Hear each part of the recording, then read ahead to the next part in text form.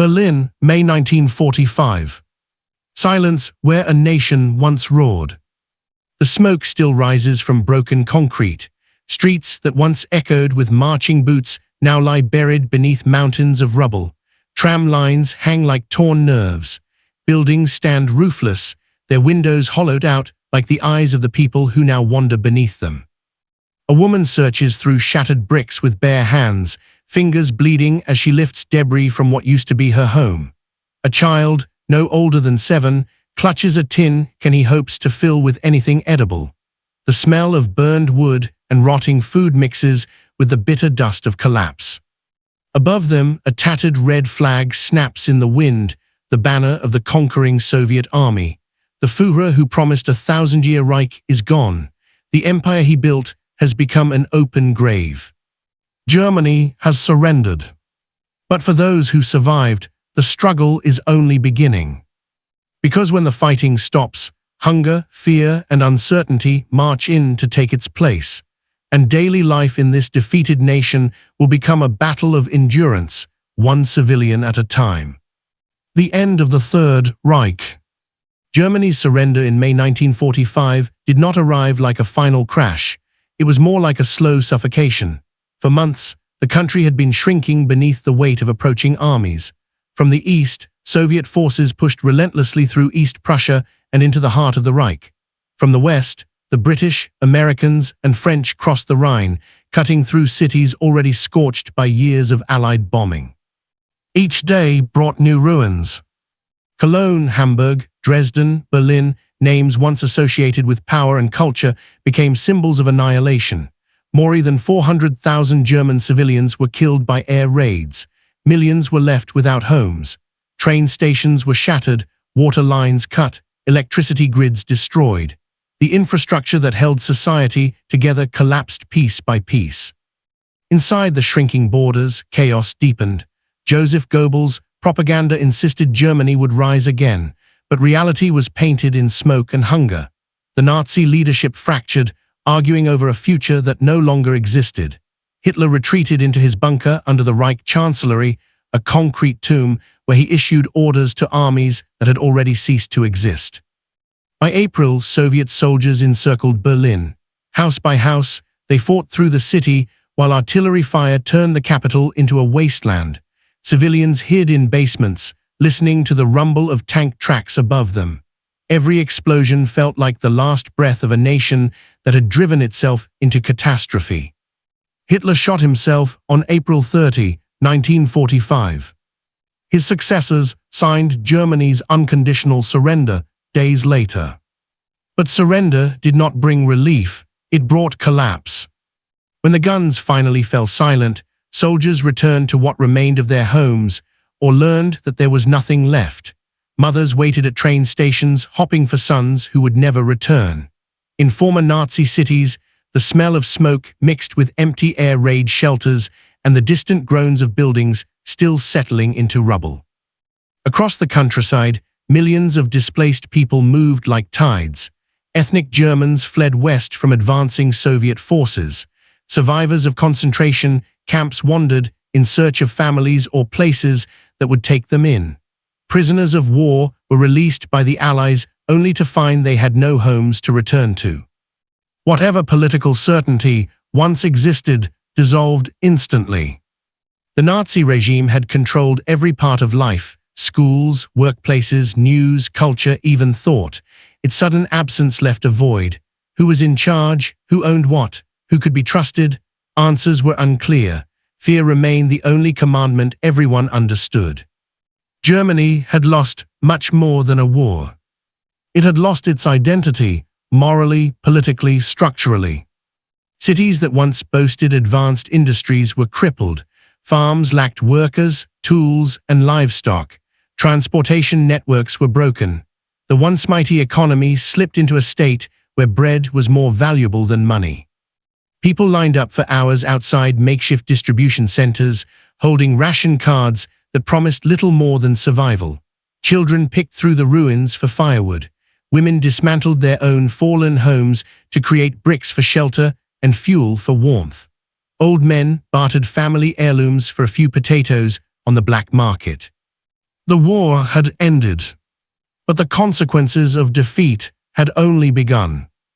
Allied flags now waved over 4 different zones: Soviet, American, British, and French, dividing Germany like a broken map. And behind those flags came new rules, new authorities, and new fears. The world had shifted, and for the people living among the ruins, the future was nothing more than a question with no answer. A defeated nation now awaited judgment. And in the days ahead, occupation would define every choice, every movement, every hope of survival.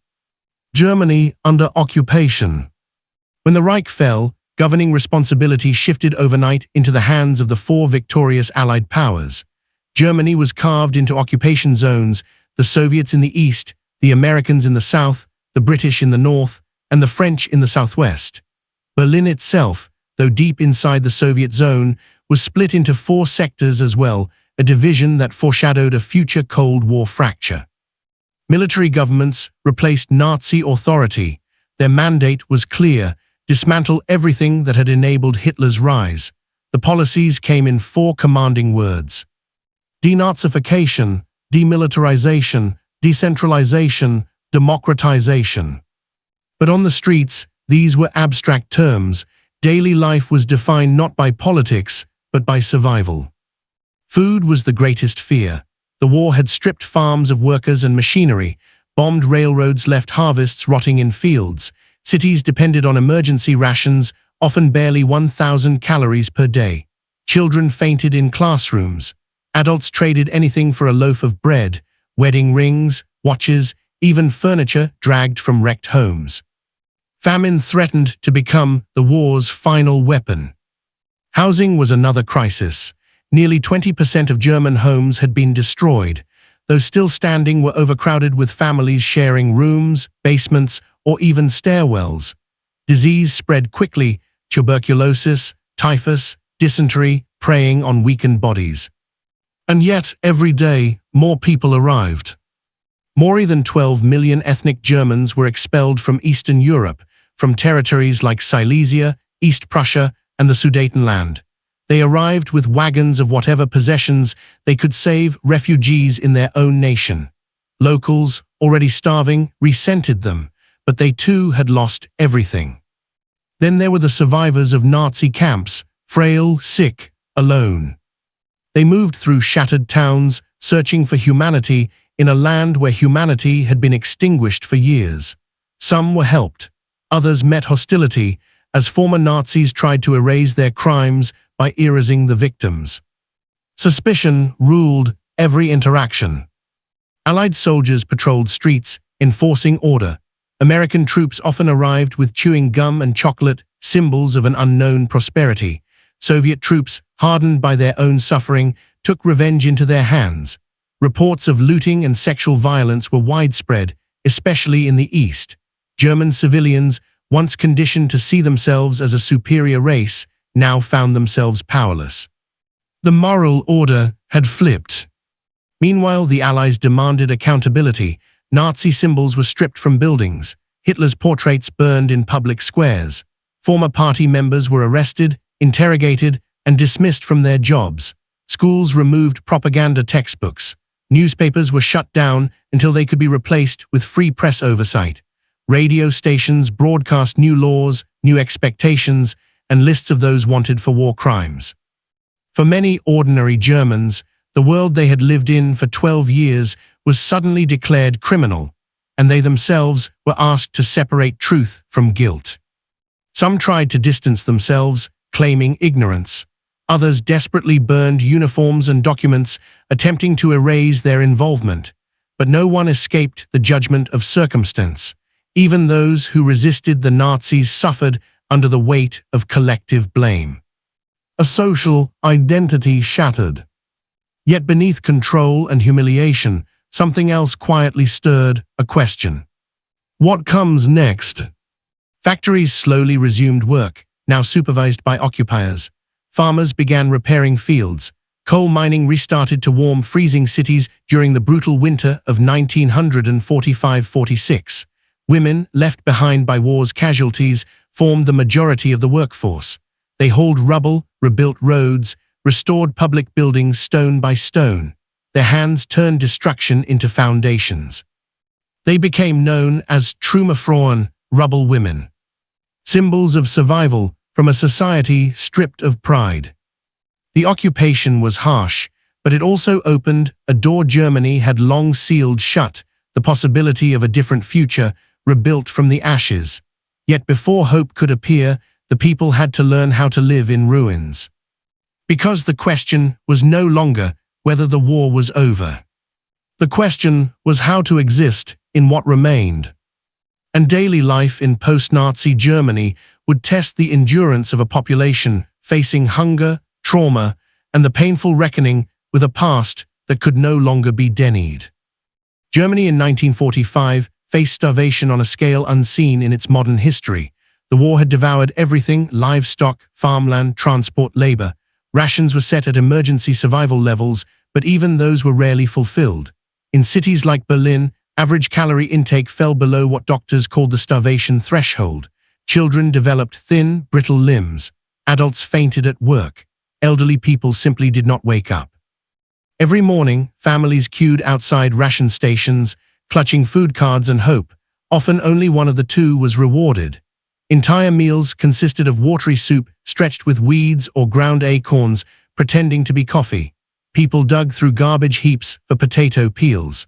Others dismantled bombed air raid shelters to extract edible scraps from canteens buried beneath. Bread became a currency more valuable than any Reichsmark. Those with access to Allied soldiers, especially Americans, found a lifeline. A single chocolate bar could feed a child for a day. Cigarettes, dropped from foreign hands, became the unofficial money of the ruined nation. But not everyone could depend on such fortune. Many swallowed pride and went begging door to door, not for kindness, but for survival. Hunger was more than a condition, it was a ruling force. A reminder that defeat was not just political, it was physical. And no one escaped its reach. With more than 5 million German soldiers dead and millions more imprisoned in distant POW camps, women were left to pick up the pieces, quite literally. Cities lay in ruins, and clearing rubble became the first step toward rebuilding civilization. Groups of women, young and old, formed long lines through destroyed streets, passing broken bricks hand to hand. They wielded hammers and shovels, tools once considered men's work. Their days began before sunrise and ended when darkness made the debris too dangerous to navigate. For every wall rebuilt, 10 more waited behind it. They carried the physical weight of destruction and the emotional burden of loss. Many worked where their own homes once stood, handling the shattered remains of their memories. Some uncovered the belongings or even the bodies of neighbors and family members beneath collapsed roofs. Mourning had to wait, survival demanded action. Authorities praised them as heroes. Newspapers published images of smiling women clearing rubble, symbols of a new German spirit. But those smiles rarely told the truth. Most did not choose this duty. It was the only path forward. In the ruins of a defeated nation, women became the backbone of recovery. Their hands, scraped, blistered, and exhausted, were rebuilding what war tried to erase. With official rations insufficient and currency collapsing into worthlessness, an underground economy rose from the ashes. It was called Der Schwarzmarkt, the black market, and for many Germans, it meant the difference between starvation and staying alive. Bombed-out plazas and back alley corners became trading hubs. Cigarettes replaced banknotes. The German Reichsmark had lost its meaning. Coffee, soap, medicine, shoes, even car parts, anything useful was up for trade. People bartered family heirlooms, jewelry, and books for food. The Nazis had taken power promising prosperity. Now survival demanded bargains that chipped away at dignity. Some became skilled negotiators, others were exploited. The black market blurred the lines between criminality and necessity. Allied authorities tried to crack down, but they rarely succeeded. When legal systems collapse, unofficial ones rise to fill the void. What emerged was a simple truth. Morality starves faster than the body. In a country punished for its sins, even the innocent were forced to choose between obedience and survival, and the ruins were filled with people who could no longer afford to follow rules. Daily life in post-war Germany was shaped by hunger, hard labor, and desperate trade, each a reflection of the harsh new reality left behind by Hitler's collapse. These struggles defined existence, but they also reshaped society itself. The end of the war unleashed one of the largest human migrations in European history.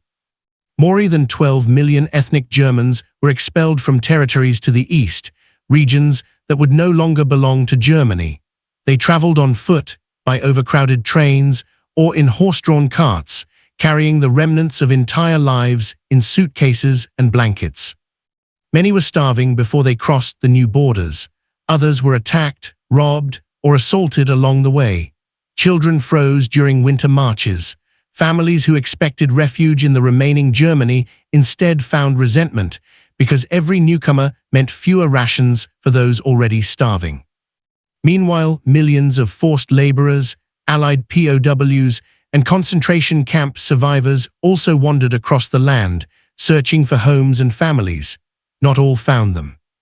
Railway stations became camps of the uprooted mothers holding photographs. Hopping a familiar face would emerge from passing crowds. Bulletin boards filled with names, descriptions, and pleas. Seeking my son. Have you seen my sister? Survivor of Auschwitz, looking for anyone who remembers me. Germany, once the architect of displacement, now lived its consequences. The psychological wreckage of defeat was deeper than the ruins themselves. 12 years of propaganda had shaped beliefs, values, even identity. Overnight, the ideology declared absolute truth became absolute guilt. Some Germans refused to accept responsibility, clinging to denial. Others were crushed by shame, especially when confronted with the liberation of concentration camps and the staggering evidence of crimes committed in their name. Newsreels and photographs forced people to face what many had ignored or excused. Veterans returned from the front haunted by memories, retreat, death, surrender. Many suffered what we now call PTSD, sleeplessness, rage, numbness. But the trauma had no words, no sympathy. The nation had no space to grieve when it was struggling just to eat. Graves were everywhere, and yet mourning was forbidden luxury. Children absorbed the silence. They learned quickly that speaking of the war or asking why everything was destroyed brought tension, anger, or worse, a hollow stare. Germany's psyche fractured into 3 states: denial, despair, and the quiet search for redemption. Daily life under Allied rule depended entirely on geography. In the American and British zones, discipline was strict, but often accompanied by humanitarian aid, chocolate, clothing, medical help. Soldiers played with children, introduced jazz and new fashions, and represented a future that felt both threatening and hopeful. The Soviets, however, arrived bearing scars of their own. They had lost more than 20 million citizens to the Nazi invasion. Rage followed them into Germany. In the East, occupation meant forced reparations, factories dismantled and shipped east, grain seized, properties confiscated. Reports of widespread sexual violence left deep trauma that persisted through generations. Yet across all zones, relationships formed, friendships, trades, even marriages, though such unions were heavily judged by German society still clinging to its pride. People learned a difficult truth. Sometimes survival meant trusting the uniform that once symbolized the enemy. The Germans, stripped of power, now lived under the authority of those who had defeated them. The conquerors controlled the future, and the defeated struggled to understand whether fear or cooperation would keep them alive. These angles together reflect how every German, civilian or returning soldier, young or old, was forced to rebuild life from fractured identities, ruined environments, and a world that demanded confrontation with uncomfortable truth. The stage was set for a nation at its lowest point, and for a turning moment that would decide whether Germany would remain broken or begin to rise from the ashes. By late 1945, Germany existed on the edge of humanitarian catastrophe. The country had surrendered, but survival was not guaranteed. The political structure was gone, the economy barely alive, and hunger threatened to claim more lives than the war itself. The winter of 1945-46 struck like a final judgment. Freezing winds swept across cities without glass in their windows, without roofs on their buildings, without coal for warmth. People burned old furniture, school desks, even family heirlooms, anything that could feed a flame. Mothers wrapped their children in scraps of clothing and blankets sewn from curtains, yet still many froze. Doctors warned that the population was approaching what they called the starvation point. Even Allied commanders feared mass death. In some areas, average calorie intake fell to 900 calories per day or less, barely enough for survival when combined with exhausting physical labor and psychological stress.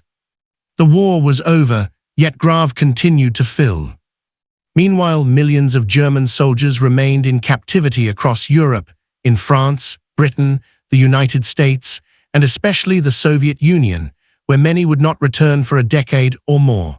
Their families waited without news, unsure whether to mourn or hope. Justice was unfolding in grand halls far from street-level suffering. In Nuremberg, once a symbol of the Nazi Party's power, judges now gathered to hold its leaders accountable for crimes that had reshaped the world. Cameras documented every word, every piece of evidence, every photograph of genocide and destruction. Germans were forced to confront the full scale of the crimes committed in their name. There was no looking away anymore. Local civilians were compelled to tour concentration camps like Buchenwald and Dachau. Some broke down in tears. Others claimed ignorance. A few stared silently, as if seeing the truth might shatter whatever illusions they needed to keep going. The psychological collapse was unavoidable. The Allied authorities instructed schools to teach new curriculum. Newspapers published censored but factual reports of Nazi atrocities. Symbols of the old regime were erased, statues removed, street names changed, party books burned again, this time not with hatred but with shame. The reckoning had begun. Yet within the ruins of physical and moral devastation, something unexpected took root, a quiet determination, a refusal to let the story end in misery. Local councils emerged to manage minor governance. Churches opened their doors as shelters and soup kitchens. People formed cooperative networks to share what little they had, clothing, tools, labor, even hope. Children returned to school in bombed-out buildings where teachers wrote lessons on pieces of cardboard because chalk was too rare. Playgrounds were minefields, but laughter slowly returned between the barricades. Human resilience was not defeated.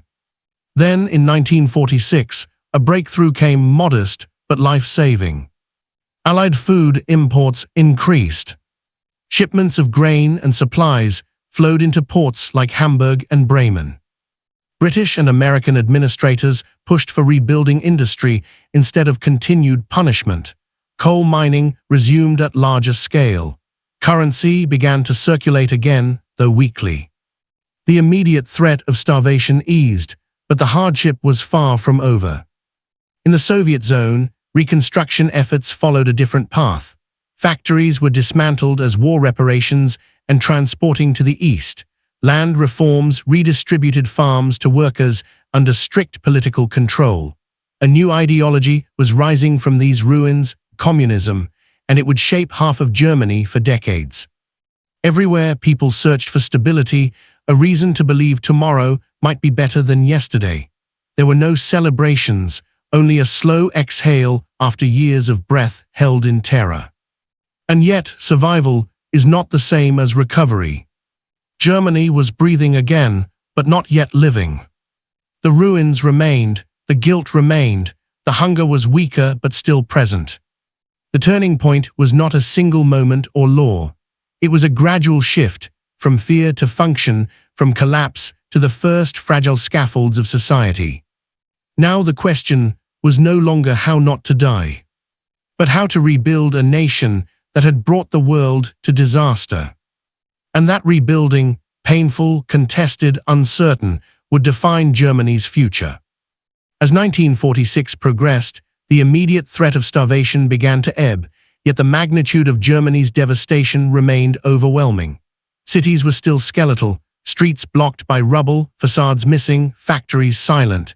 Yet amid this destruction, faint signs of life emerged. The first steps toward recovery were small, local, and intensely human. In the American and British zones, administrators began to prioritize practical reconstruction over punishment. Coal mines were reopened, often under the supervision of surviving German engineers. Electrical grids were partially restored, bringing light to neighborhoods that had known only darkness for months. Hospitals reopened, and clinics began administering vaccines to prevent epidemics. Food shipments from the United States, part of what would later evolve into the Marshall Plan, arrived, offering bread, powdered milk, and medicine. For many civilians, the difference between life and death was no longer measured in hours, but in days and weeks. The West German labor force, largely composed of women, teenagers, and elderly men, became the engine of this recovery. They removed rubble, repaired infrastructure, and restarted small-scale agriculture. The Trümmerfrauen continued to be the literal and symbolic foundation of a nation in pieces. In Berlin alone, tens of thousands labored daily, clearing streets and salvaging bricks, transforming chaos into order, one block at a time. Meanwhile, in the Soviet zone, recovery followed a different trajectory. Factories dismantled for reparations meant fewer industrial jobs, but land reforms redistributed farmland to peasants. Communist authorities enforced collective production, tightly controlling labor, supplies, and politics. Survival depended not only on work, but on adherence to the new system.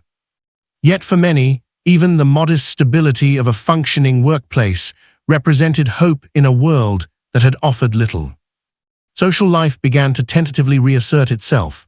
Markets reopened, though they were chaotic and heavily dependent on the black market. Families began to reunite, or at least locate missing relatives. Churches, long suppressed under Nazism, returned as centers of aid, education, and community. Schoolrooms were reconstructed in damaged buildings, and teachers began to educate the next generation, often using salvaged textbooks or newly printed materials under Allied supervision. The psychological shift was subtle but profound. People who had once been paralyzed by fear began making small, deliberate choices about their lives. Children returned to play in streets cleared of rubble. Adults invested energy in rebuilding homes, even as roofs and walls remained damaged. The process of regaining control over daily life, deciding when to eat, where to sleep, whom to trust, became a form of personal reclamation. Political structures slowly followed. Local councils formed under Allied guidance, establishing rudimentary governance, police, and legal systems. Newspapers, once propaganda machines, began printing factual reporting under strict oversight. Currency reforms, including the introduction of the Rentenmark in 1948, though still years away from full stabilization, were foreshadowed by controlled economic experiments aimed at curbing inflation and restoring public trust. These early steps toward recovery did not erase memory. The rubble still loomed. The moral and material cost of war was omnipresent, yet they marked a pivot. Germany was no longer solely a country of survivors. It was becoming a nation of actors, citizens making choices, shaping routines, rebuilding infrastructure, and reclaiming the future. Even amid ration lines, damaged buildings, and the lingering presence of foreign soldiers, life began to feel forward-looking. The foundations of modern Germany were being quietly laid by ordinary people navigating extraordinary circumstances. For those walking among the ruins, the world had shifted from total destruction to cautious possibility. Each brick cleared, each ration received, each school reopened represented a step away from despair and toward reconstruction. The transition was not instantaneous. It was fragile, uneven, and fraught with hardship. But for the first time since Hitler's defeat, Germany had begun to live again. By 1947, the shape of post-war Germany was becoming clearer. The initial chaos of surrender and occupation had gradually given way to a fragile structure of governance, aid, and social organization. The country remained divided physically, politically, and ideologically, but life in the cities and countryside began to take on patterns recognizable to modern observers. In the Western zones, under American, British, and later French administration, the focus was on practical recovery. Cities were cleared of rubble, roads repaired, and factories restarted. While much industrial capacity had been destroyed or dismantled for reparations, skilled workers, engineers, and laborers slowly revived production. Coal, steel, and chemical industries became priorities, as these resources were essential to rebuild both infrastructure and employment. In towns across Bavaria, Hesse, and the Ruhr Valley, streets once lined with ruins now witnessed the rhythm of trucks delivering food, schoolchildren walking again, and markets filling with produce brought from surviving farms. Agriculture, heavily damaged by war, also slowly recovered. Farmers salvaged livestock, rebuilt barns, and plowed fields cleared of debris. Refugees from the east, millions of ethnic Germans expelled from Silesia, East Prussia, and other former territories, settled across the western zones. Their arrival was traumatic for both host populations and the newcomers, yet their labor became crucial for reconstructing homes, fields, and communities. Makeshift schools, hospitals, and local administrations accommodated these populations, often under harsh but necessary rationing systems. In urban centers, women remained the backbone of recovery. Trümmerfrauen continued to clear rubble while also raising children, cooking scarce meals, and maintaining social cohesion. Local councils, often advised or directly supervised by Allied officers, coordinated essential services. Electricity was restored in stages, water and sewage systems repaired. Public transport returned, albeit irregularly. Citizens learned to navigate checkpoints, ration cards, and occupation policies, ordinary routines slowly layering over the ruins of extraordinary trauma. The Allied authorities implemented strict measures to prevent a recurrence of militarism. Schools were purged of Nazi propaganda. Police and judicial systems were rebuilt with Allied oversight. Denazification trials identified former party leaders and functionaries, while broader society faced moral reckonings. Public debates, newspapers, and community meetings encouraged Germans to confront the recent past, shaping a new civic consciousness alongside the physical rebuilding. By the late 1940s, these efforts began to yield tangible results. Food scarcity decreased as supply chains stabilized and winter hardships became less severe. Health improved as clinics reopened and disease outbreaks were contained. Families returned to homes, even if partial or repaired, and markets began functioning more efficiently. Economic activity, though still limited, was no longer entirely survival-driven. Citizens were starting to plan beyond immediate needs. Yet the scars of occupation remained. Cities bore the permanent mark of destruction, homes were rebuilt only partially, and cultural memory of loss was omnipresent. Refugees and displaced persons still strained social systems. Communities were fractured, and trust had to be rebuilt between neighbors, between citizens and authorities, and even between men and women who had lived through years of separation, fear, and violence. In these years, a new Germany was emerging, fragile, divided, but undeniably moving forward. Recovery was uneven. The Western zones would later benefit from economic aid through the Marshall Plan, while the Eastern zones followed a different trajectory under Soviet control. Nonetheless, the foundations of modern German society were being laid not in grand declarations, but in the quiet, unrelenting efforts of citizens navigating a world of ruins and ration lines, moral reckoning, and nascent hope.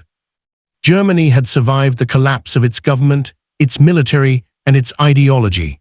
Now it was learning to survive itself, and in that survival lay the first seeds of reconstruction, stability, and the eventual rebirth of a nation from ashes.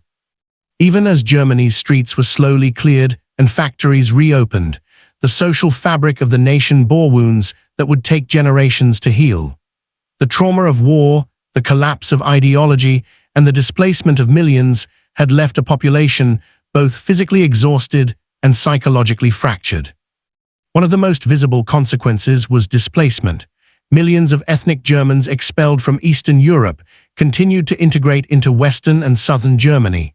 Villages and urban neighborhoods swelled with newcomers, straining housing, schools, and local services. Cultural friction emerged, dialects, traditions, and even local rivalries created tension. For the displaced, survival was intertwined with adaptation. For locals, the challenge was learning to coexist with people who had suffered just as profoundly, but in entirely different ways. Over time, communities adapted, blending traditions and labor to rebuild towns and farms, but memory of hardship remained vivid. Psychological scars were equally enduring. Families struggled with unresolved grief over missing soldiers, murdered relatives, or destroyed homes. Survivors of Nazi oppression faced the challenge of reintegration, some with the stigma of victimhood, others with suspicion from neighbors who had remained behind. Children, many orphaned or separated from parents, grew up in a society simultaneously proud of recovery, yet burdened by guilt. Mental health issues were largely unrecognized at the time, leaving countless citizens to navigate trauma in silence. Moral reckoning also became a central part of post-war life. Ordinary Germans confronted the enormity of crimes committed by the Nazi regime, concentration camps, massacres, forced labor, and systemic persecution. Denazification efforts forced participation in hearings, schools, and public acknowledgements of wrongdoing. Some embraced reflection and reform, others resisted or sought to forget. These processes shaped German identity for decades, embedding a sense of responsibility in public life and fostering debates over collective guilt versus individual accountability. Economically, the war left profound inequality. Cities in the West began to benefit from Allied aid and eventual economic revival, while towns in the East endured slow reconstruction under Soviet policies and reparations. Food, clothing, and housing remained limited resources for years, requiring ingenuity, barter, and communal cooperation. Black markets persisted, but increasingly alongside regulated trade, highlighting the tension between survival instincts and emerging civic order. Despite the hardships, social resilience emerged. Women who had carried households and communities during the war remained central to rebuilding efforts. Religious institutions and voluntary organizations provided support networks, education, and moral guidance. Even in occupied zones, citizens forged routines, established small businesses, and nurtured cultural life, theaters, choirs, and informal classrooms, returning a sense of normalcy to fractured cities. The long-term consequences were profound. Post-war generations grew up in a society acutely aware of human frailty, moral responsibility, and the necessity of democratic governance. Survivors internalized lessons of war, repression, and survival, passing them to children in subtle ways, through stories, silence, and the architecture of rebuilt cities. The ruins became more than physical spaces, they became symbols of endurance and memory. By the early 1950s, Germany was no longer a land of rubble and despair, but the imprints of its recent past were indelible.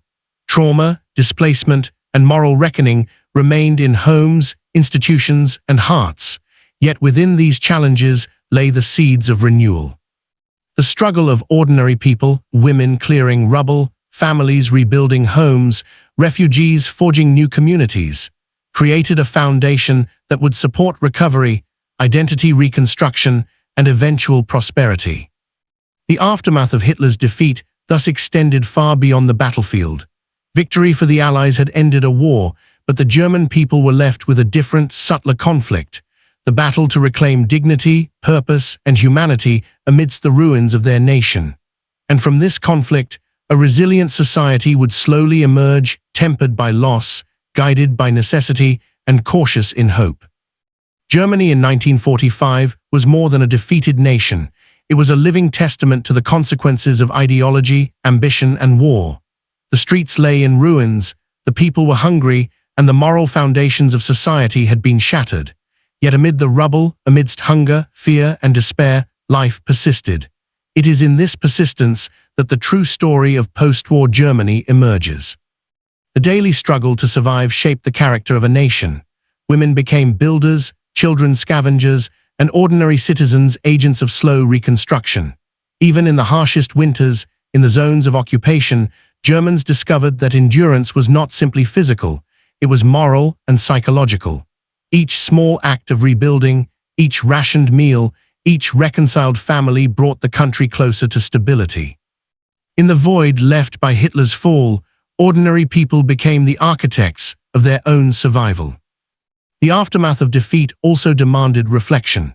Confronting atrocities committed in their name, accepting the presence of foreign armies, and integrating displaced populations required a collective humility that reshaped the German identity. Trauma and guilt lingered, but they also became instruments for remembrance and reform.